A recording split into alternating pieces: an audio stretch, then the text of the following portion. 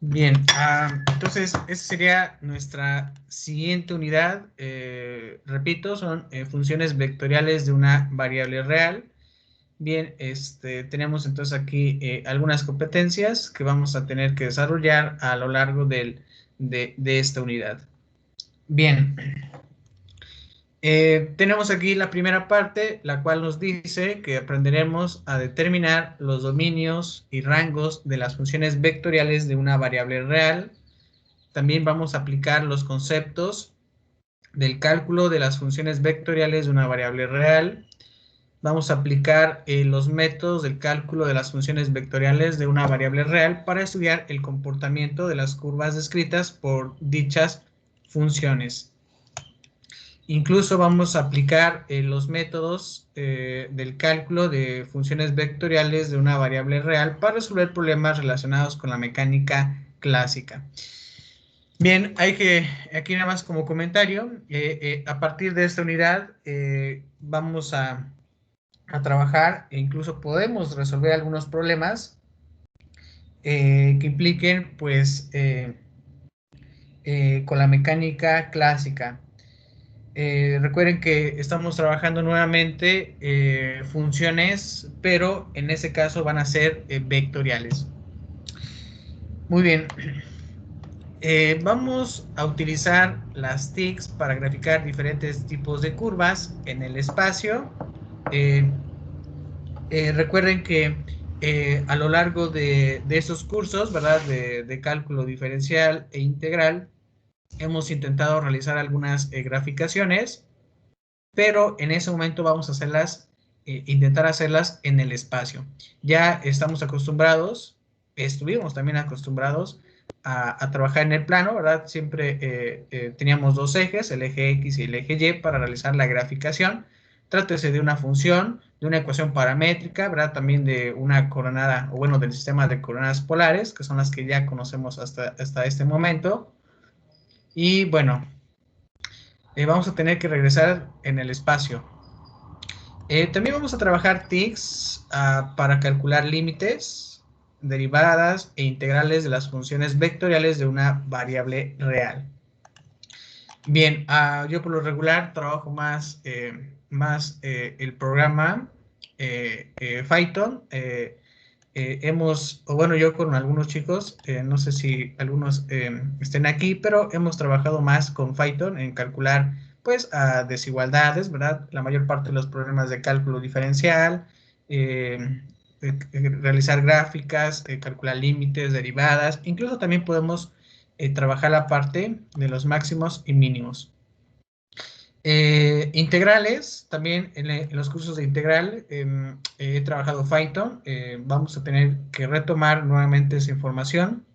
En un curso anterior que es integral, intentamos nosotros resolver integrales en ese momento con respecto a una variable. Aquí también podemos considerar que no solamente sea de una variable, puede ser también de otra.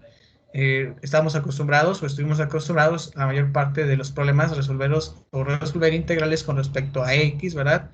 Pero también se puede resolver con respecto a otra variable, pero eso lo vamos a ver más adelante, ¿vale? En la siguiente unidad. Bien, aquí vamos a iniciar la parte de las funciones vectoriales de una variable real. Recuerden que vamos a poder trabajar tanto las funciones vectoriales en el plano como en las del espacio euclidiano tridimensional. Así es, vamos a regresar también a la tercera dimensión, algo que habíamos estudiado ya desde la unidad número 1. Muy bien, nada más para recordar, vamos a analizar estos datos. Repito, nada más es recordatorio, ya lo tenemos en cuenta, ya lo hemos estudiado en algunos cursos anteriores, ¿vale? Bien, para nosotros, desde el primer curso de cálculo, definimos que una función es una correspondencia de un conjunto A en un conjunto B, ¿verdad? Tal que cada elemento que ustedes elijan, ¿verdad? De A, pues pertenezca a ese conjunto A, ¿verdad? Le corresponde y solamente un elemento de B, que obviamente este elemento pertenece a ese conjunto B. Y bueno, la regla sería la siguiente, que la función se denota de esa manera, que el conjunto A, tenemos aquí, corresponde, ¿verdad?, al conjunto B, ¿verdad? Es lo que hemos estudiado anteriormente. También nos recuerdan que los cursos de cálculo diferencial e integral se estudiaron las funciones en las que tanto el conjunto A, hace un momento lo mencionamos, como el conjunto B, son conjuntos de números reales. Bien, esto es que son, o mejor dicho, que vamos a trabajar funciones reales de una variable real. De ahí viene el nombre. ¿Por qué? Porque vamos a llamar a esta unidad, pues, funciones vectoriales de una variable real. Porque sabemos muy bien que los conjuntos A y B, pues, son conjuntos de números reales y por lo tanto se denota de esta manera. De R en R. Es lo que estudiamos nosotros en esos dos cursos, diferencial e integral. Y esa es la regla en este caso.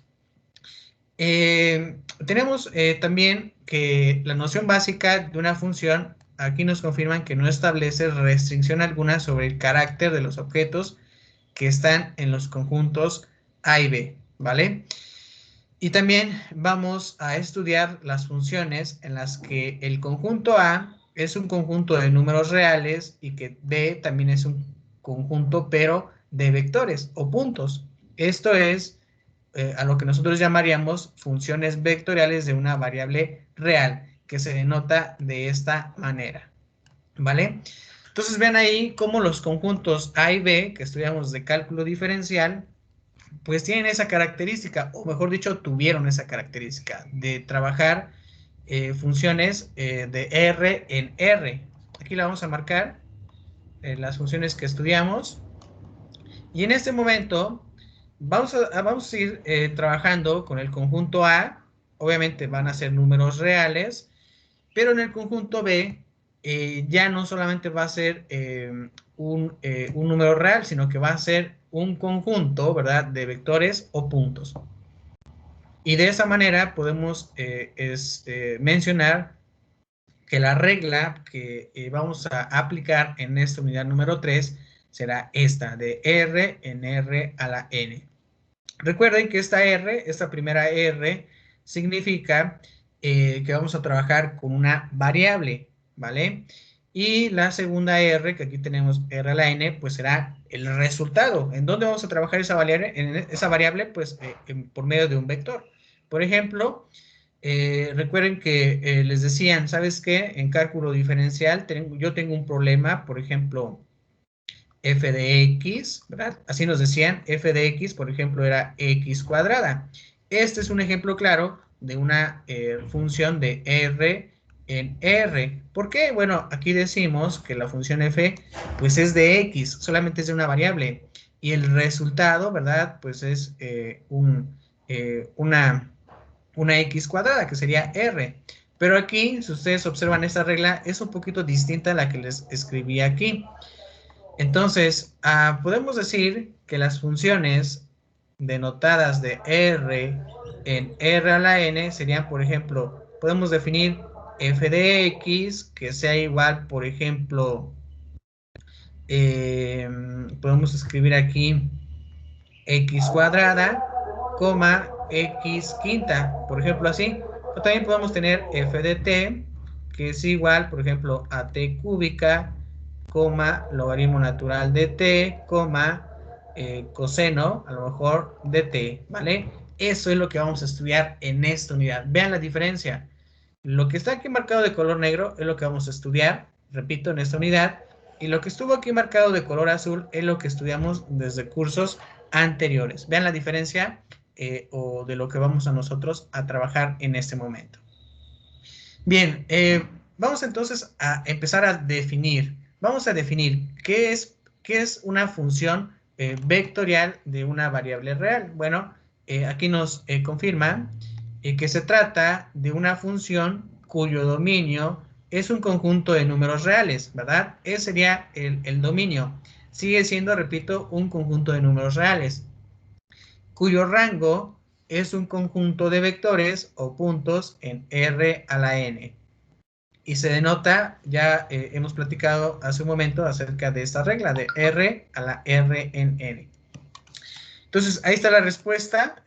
Si es que más adelante, en algún problema o incluso hasta en el examen, les llegan a preguntar. Calcular el dominio, pues el dominio en ese caso de estas funciones vectoriales de una variable real, pues serían el conjunto de los números reales, y el rango, pues sería en ese momento un conjunto de vectores o también puntos, ¿verdad?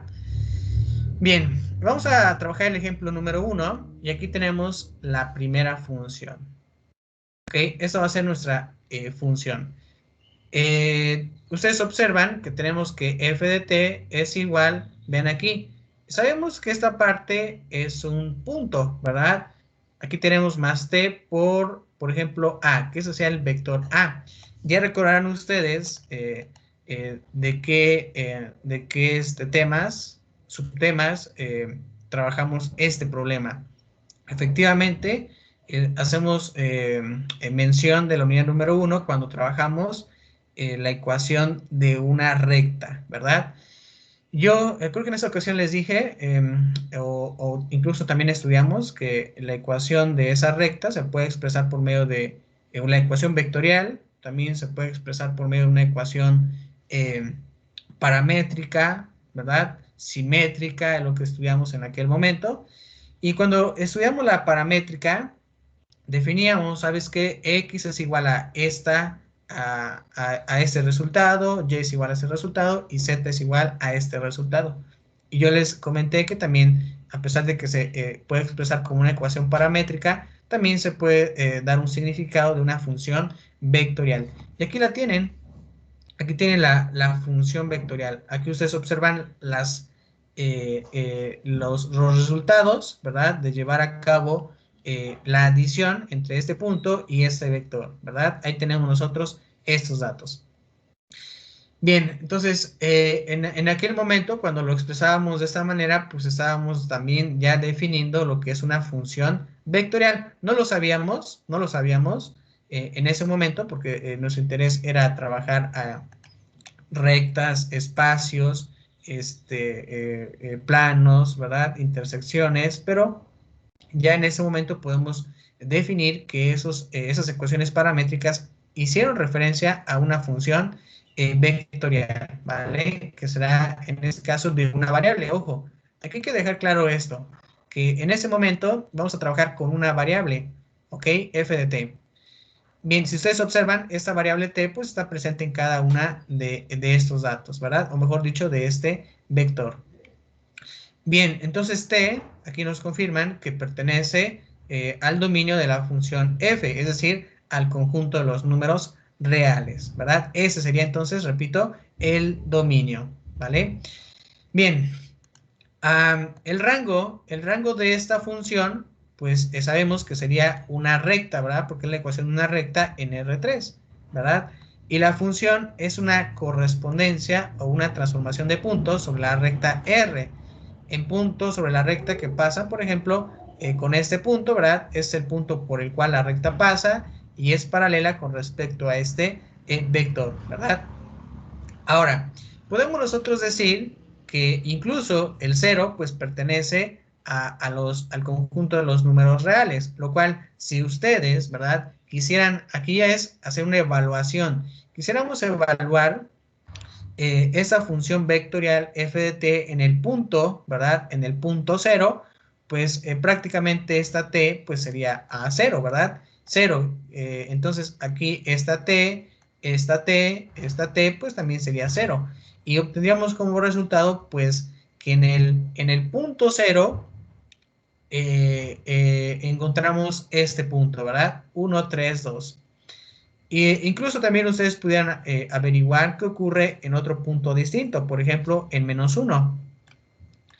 También sabemos que el menos 1 pues pertenece al conjunto de los reales, y si nosotros evaluamos la función f de t que tenemos aquí por parte de esta recta, en menos 1, pues aquí en donde tenemos t tenemos que sustituirlo por menos 1 y obtendríamos este resultado que sería 0 2, 0, que sería el punto en donde está localizado cuando t es igual a menos 1. Y así ustedes pueden ir analizando los puntos que ustedes necesiten para poder determinar, ¿verdad? Algún cierto resultado, en este caso para nuestra recta. Bien, nosotros ya observamos que la función f de t pues tiene algunos términos, ¿verdad? Incluso aquí los observaron, aquí les puse 3 flechitas, ¿verdad? Aquí les coloqué 3 flechitas separadas, ustedes observan ahí que están separadas por una coma. Bueno, pues tienen un nombre especial.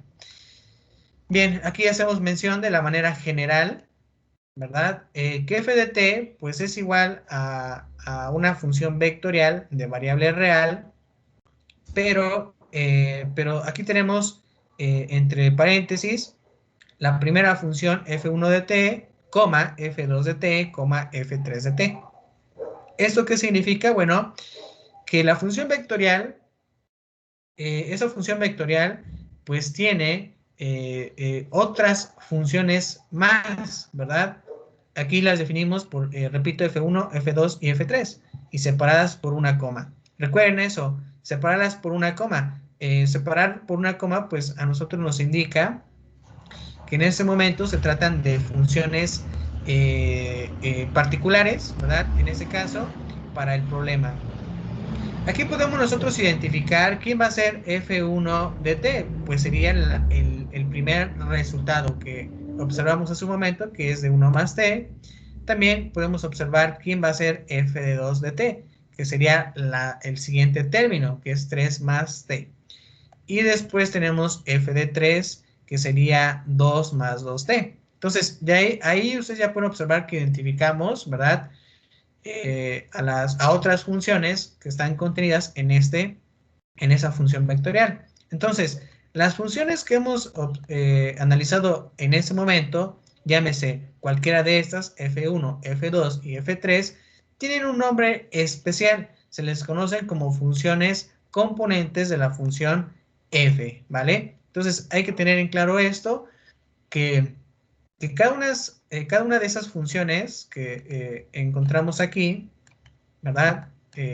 Incluso las vamos a marcar. 1 más t, la siguiente que tenemos aquí, separada por una coma, 3 más t, y la otra que es 2 más t, pues son funciones componentes, ¿vale? Esas serían, repito, funciones componentes, ese sería el nombre correspondiente en ese momento. Bien, ¿y cómo son esas funciones componentes? Bueno, sabemos que son funciones reales también de una variable real. Ahora, si nosotros analizamos el rango de esta función vectorial, diríamos que es un conjunto de vectores en R a la n. Por lo tanto, podemos escribir que la función f, pues es igual, ¿verdad? Puede ser igual, pues, a una cantidad de componentes, funciones componentes. Pudiera tener 2 funciones componentes, 3, 4, 5, hasta n funciones componentes, ¿verdad?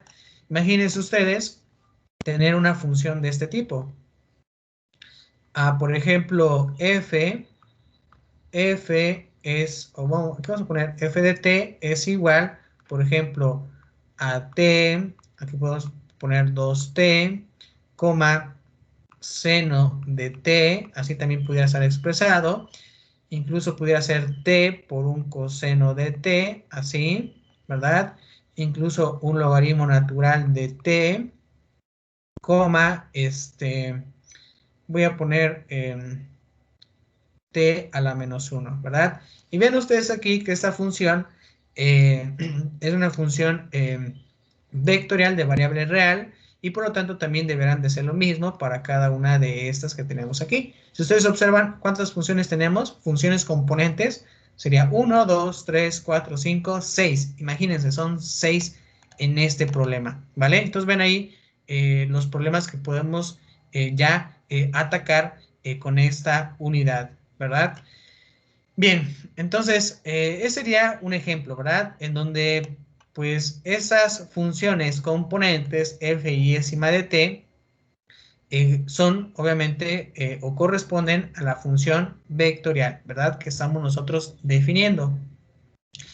Bien, nosotros sabemos que una función vectorial pues tiene un rango, ¿verdad? En R a la n, en donde nosotros sabemos que este rango va a estar definido por esas funciones reales, f1, f2 hasta f de n, que obviamente tienen como dominio el conjunto de los números reales. Entonces, el rango, ¿verdad? El rango pues lo va a determinar estas funciones componentes, ¿verdad? Que en este ejemplo, pues son seis funciones componentes, ¿vale? Muy bien. Y recuerden el dominio, ¿quién va a ser? Pues sería, en este caso, el conjunto de los números reales. Obviamente, correspondiente a la variable t. Bien, esta función vectorial que ya hemos nosotros analizado tiene, ¿verdad? Funciones componentes, lo cual pues a nosotros nos permite pues aplicar en las funciones vectoriales de una variable real métodos desarrollados en el cálculo de funciones reales de una variable real, ¿vale? Es decir, que lo que estudiamos de cálculo diferencial que fue también de una variable, ¿verdad? Pero el resultado no fue un vector, sino que fue solamente un resultado, un término, podemos decirlo así, o mejor dicho, una componente. Aquí podemos considerar esa parte, ¿vale?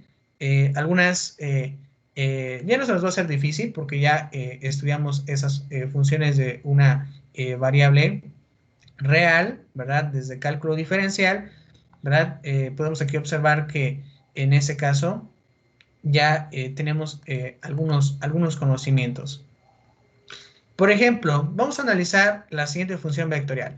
Si ustedes observan, tenemos ahí f de t, que es igual a t cúbica, coma, logaritmo natural de 3 menos t, coma, raíz cuadrada de t. ¿Ok? Bien, aquí se nos pide determinar las funciones componentes de la función y encontrar su dominio. ¿Ok? Vamos a encontrar eso. Bien, aquí nada más para recordarles, a partir de esta unidad ya ustedes van a observar que vamos a trabajar mucho con funciones que contengan la variable t, ¿vale? Ya no va a ser mucho con que tenga la variable x o y. Porque estamos trabajando otro nuevo parámetro que es t. Hay algunos problemas de la física clásica que siempre hacen referencia con el tiempo, ¿verdad? La mayor parte de los problemas se enfoca en eso, en cuánto tiempo, por ejemplo, el tinaco, ¿verdad? Deja de tener líquido o deja de tener agua si dejamos una llave abierta, ¿verdad? ¿En qué tiempos se baja la carga de una pila, ¿verdad? Y así, ¿verdad? Hay muchos problemas en ese momento.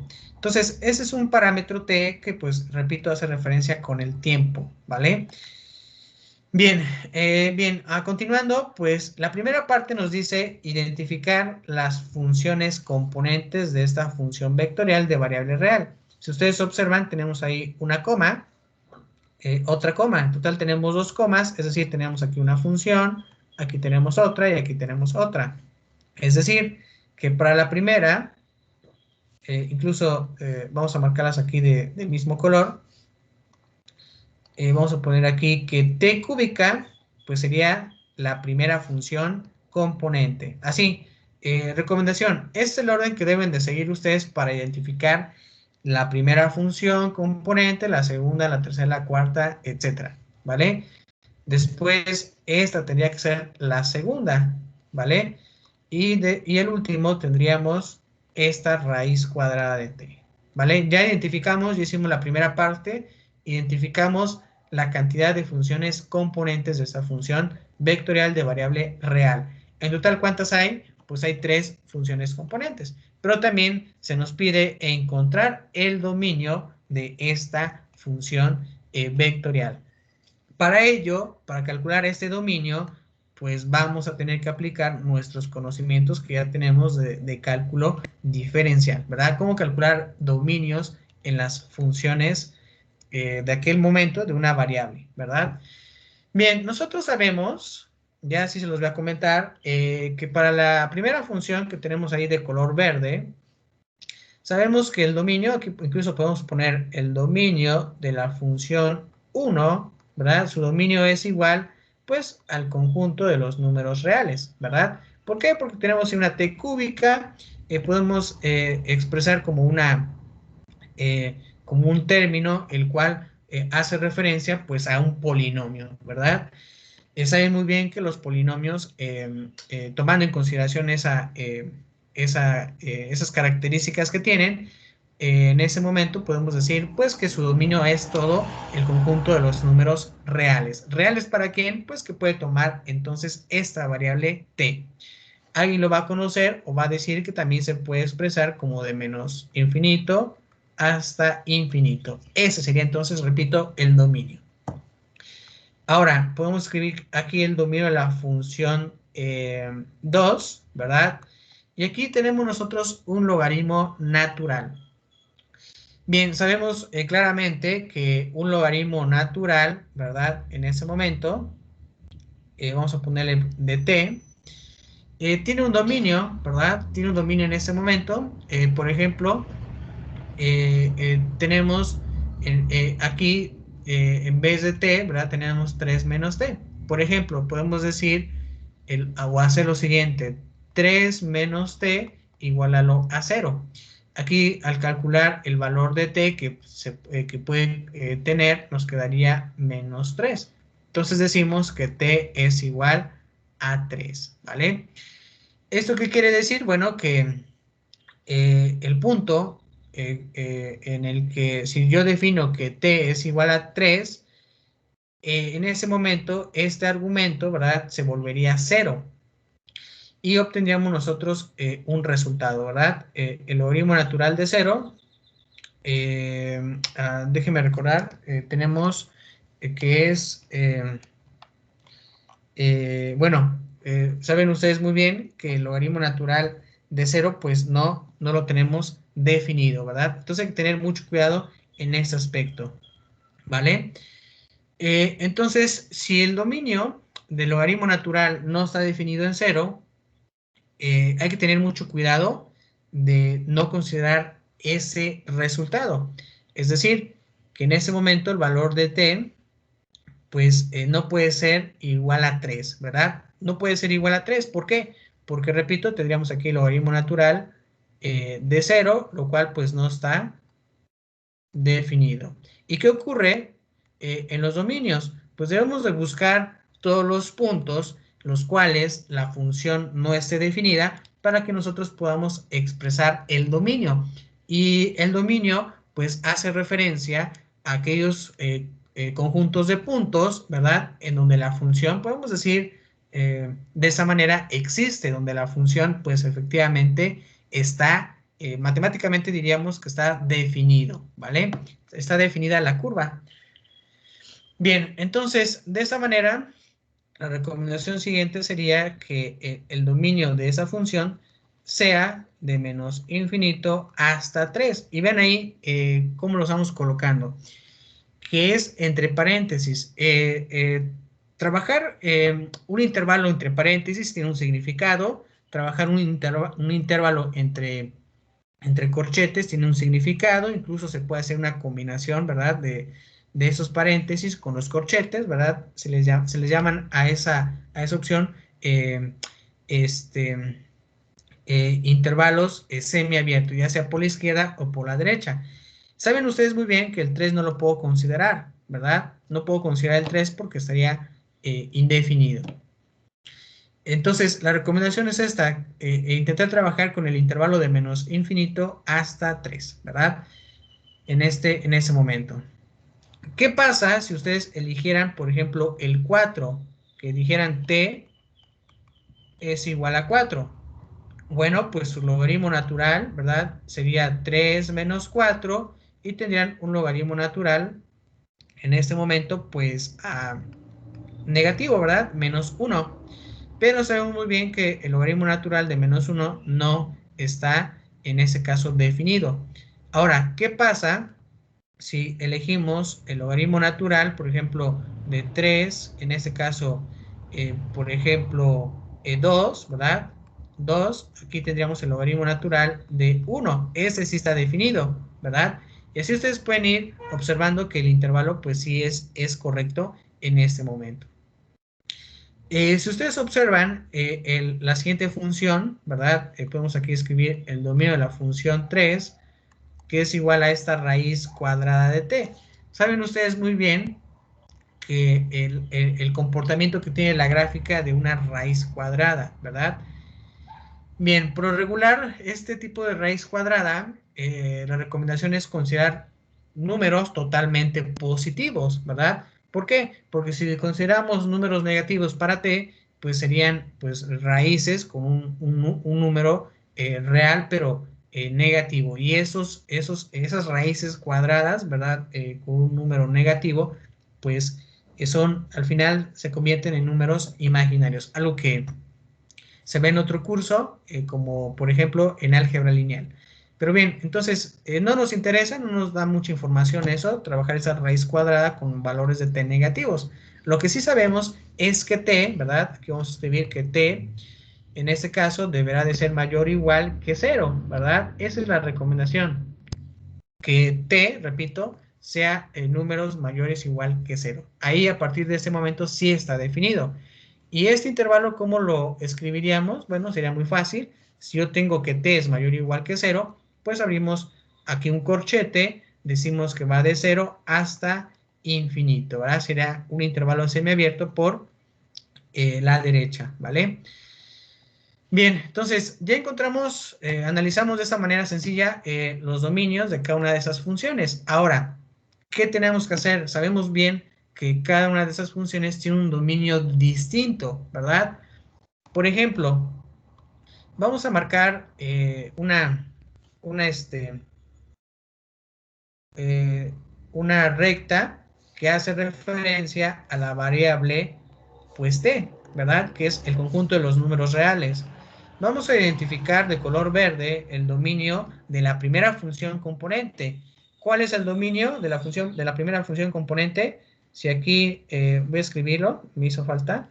Si aquí es de menos infinito hasta infinito. Bueno, aquí podemos nosotros marcar esto. Incluso lo voy a aumentar el grosor. Este sería el dominio, ¿verdad? Sabemos que el dominio, aquí la marco con el mismo color de la que hace referencia a la primera función, sería todo, toda esta recta, ¿vale? Ahora, para la función número 2, ¿cuál sería el dominio? Bueno, pues ahí nos dice claramente que va de menos infinito, puedo colocarlo así, menos infinito, hasta, por ejemplo, 3, hasta acá, ¿vale? Hasta acá, aquí sería, bueno, voy a disminuir este y tengo que borrar.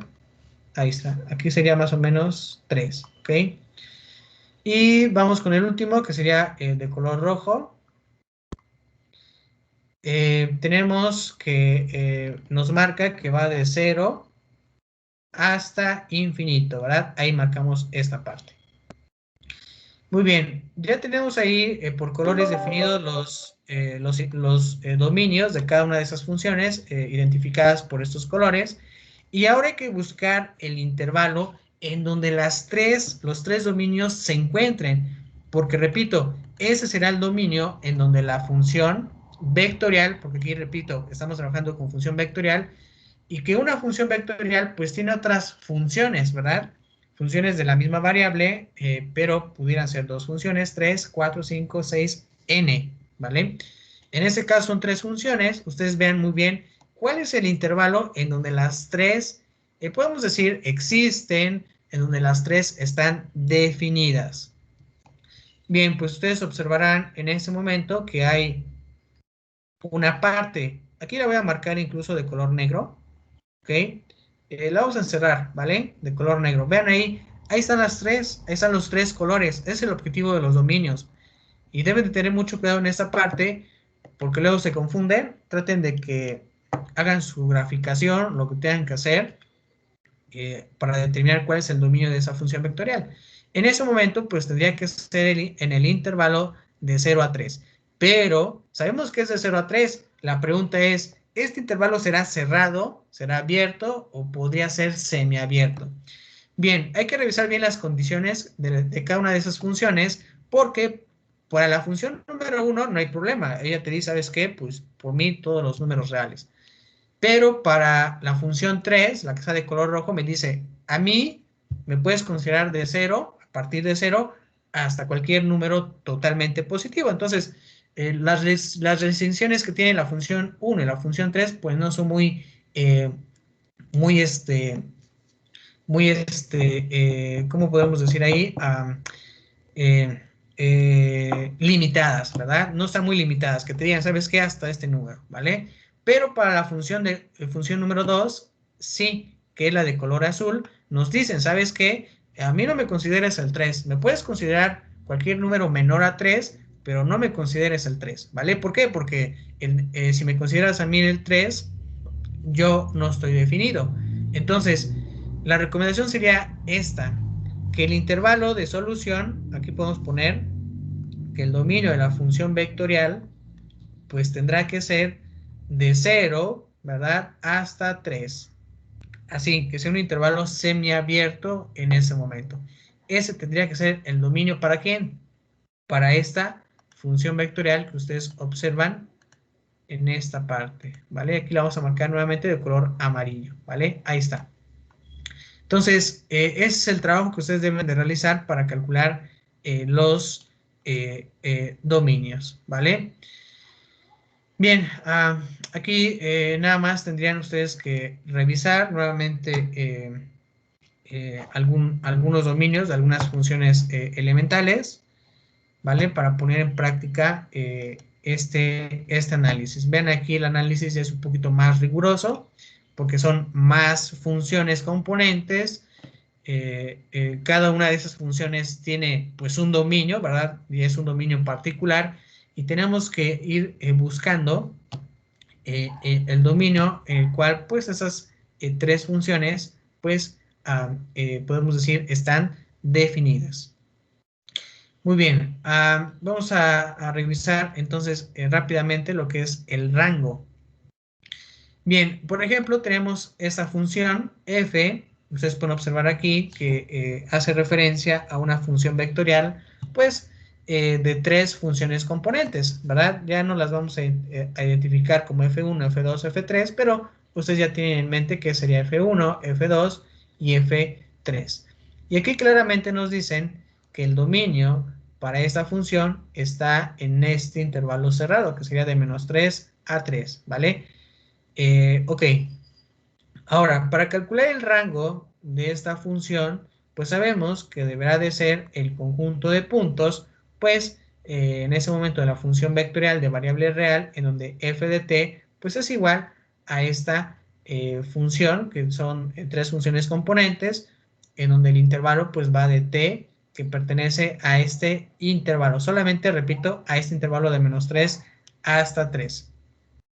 Bien, si nosotros intentamos hacer lo siguiente,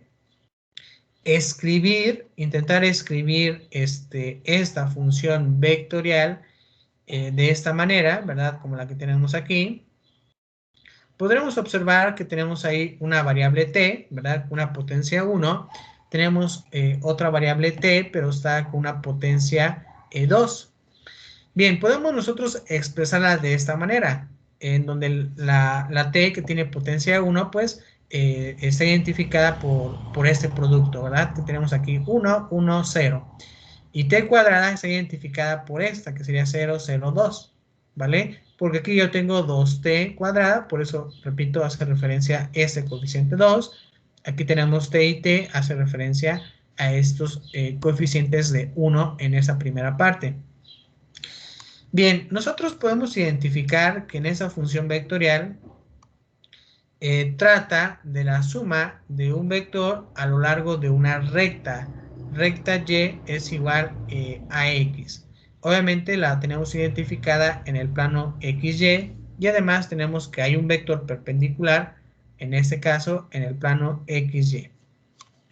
Bien, recuerden nuevamente estos planos.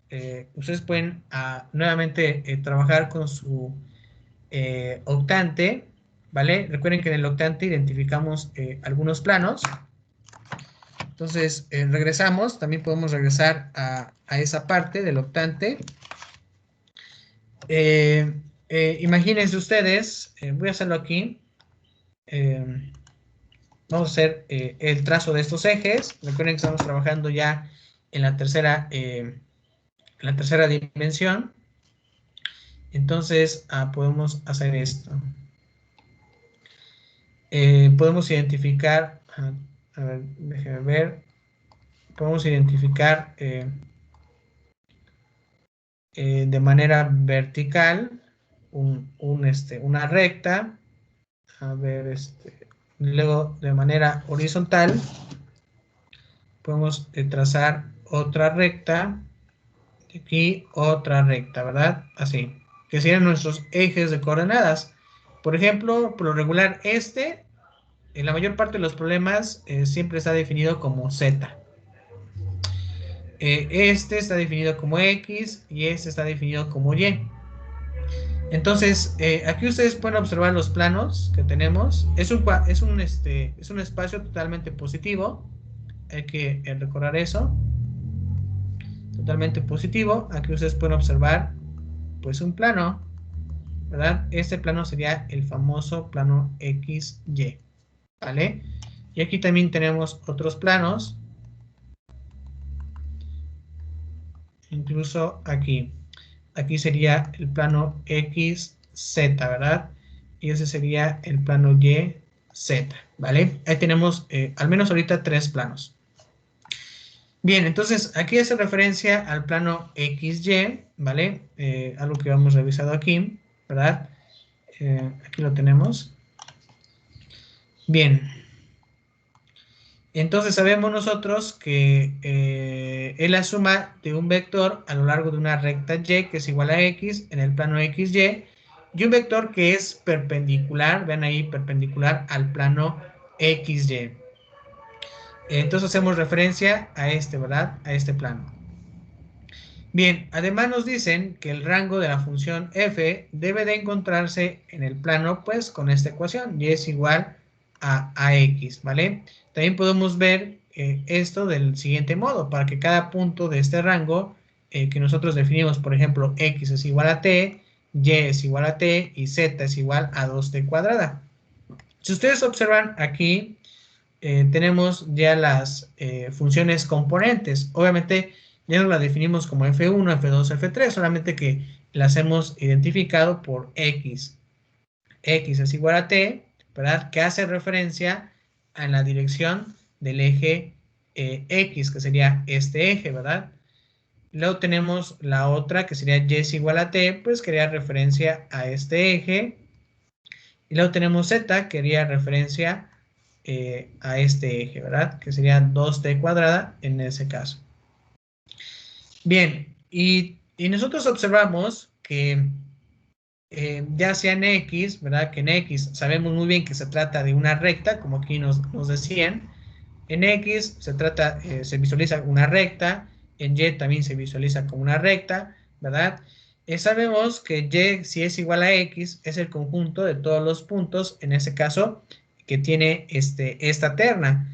Recuerden que tenemos 3 ejes, tenemos también identificadas por cada uno de esos ejes, X, Y, Z, por lo tanto también recuerden que encontramos puntos. Podemos trazar algunos puntos, ¿verdad? De esta función vectorial. Que está en R3. ¿Por qué está en R3? Como sabemos que está en R3 por la cantidad de las funciones componentes que tienen. Aquí tenemos 1, 2 y 3. Por eso decimos que está en R3, ¿vale? Bien, es una de las partes de las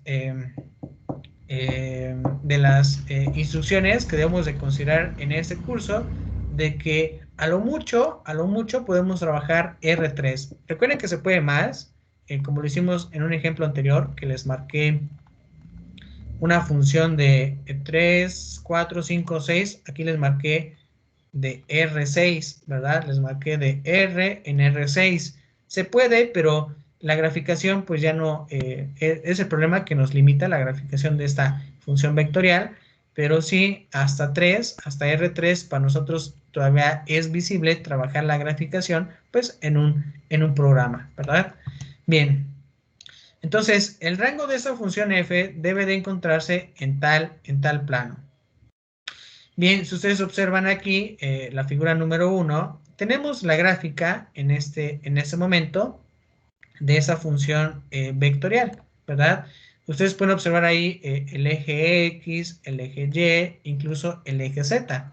Si ustedes observan en el plano XY, pues efectivamente hay una, hay una recta, ¿verdad? Aquí tenemos nosotros esta característica o de lo que se nos explicó, se nos comentó hace un momento.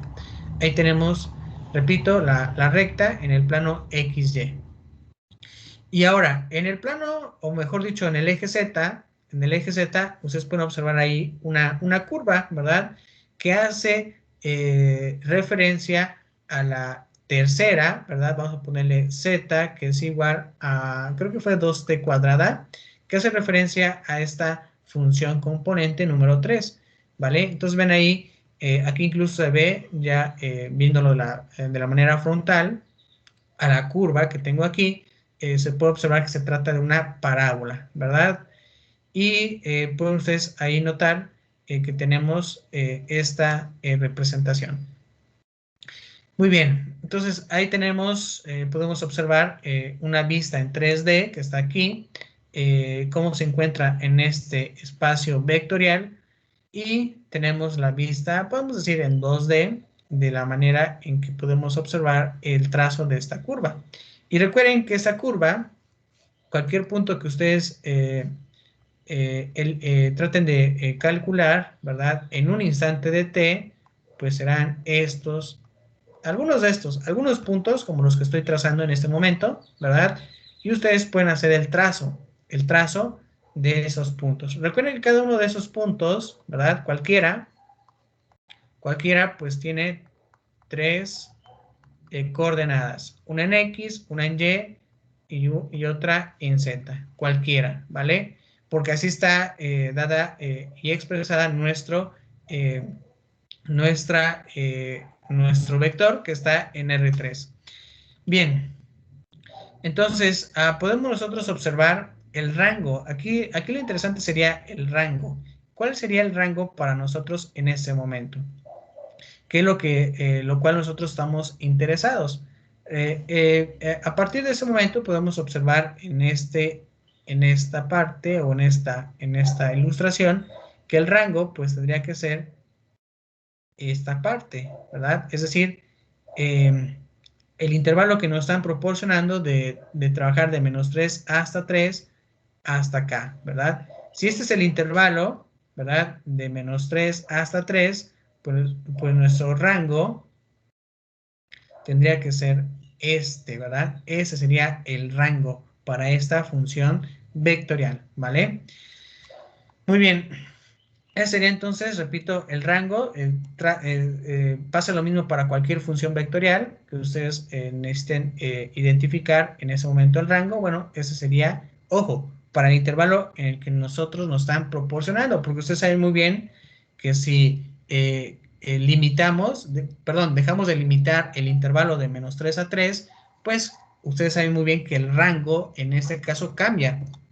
Si yo digo que los valores de t son el conjunto de todos los números reales, pues bueno, el rango también cambia. Entonces hay que tener en cuenta esta recomendación.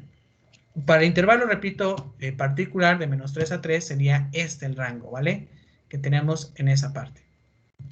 Bien, vamos a identificar entonces en la siguiente sesión cuál es el intervalo, porque también sería un intervalo, el rango para esta curva, ¿vale? Entonces, nos quedamos en esta parte, en esta lámina, en la figura número 1, en esa graficación, y entonces vamos a realizar algunos análisis más, repito, para determinar este concepto de rango. Bien, entonces continuamos en la siguiente sesión, ¿vale? Si tienen algunas preguntas, algunos comentarios, los pueden enviar a la plataforma de Ciencias Básicas en el foro de asesoría, ¿vale? Ya no me da tiempo responder sus preguntas, pero ahí las puedo leer en el transcurso del día. Muy bien, entonces nos detenemos hasta esta parte y continuaríamos en la siguiente sesión, ¿vale? Bien, pues que tengan una buena mañana, un buen día y continuamos mañana.